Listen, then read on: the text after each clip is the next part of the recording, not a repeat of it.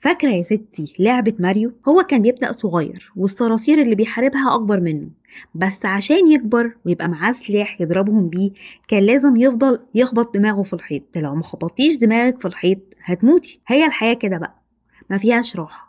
السعادة والراحة في الجنة بس، والجنة بالمناسبة مش مجرد حديقة واسعة زي ما عقلنا المحدود بيصورها لنا. الدنيا ما تسواش عند ربنا جناح بعوضة، فمش معقول الجنة يبقى زيها زي جزر المالديف ولا قصورها زي قصور دبي مثلا. وبعدين فاكرة لما قلنا اننا كائنات مخلدة؟ انتي معاكي كتاب طوله قد طول برج خليفة. عمرك اللي في الدنيا واللي انت مقضياه بتخبطي دماغك في الحيط هو اول صفحة في الكتاب بس، وباقي الصفحات الكتيرة الطويلة اللي قد برج خليفة دي ده باقي عمرك اللي في الآخر. فأول صفحة بس هي اللي كلها عذاب ومرمطة وبهدلة، لكن باقي الصفحات كلها نعيم.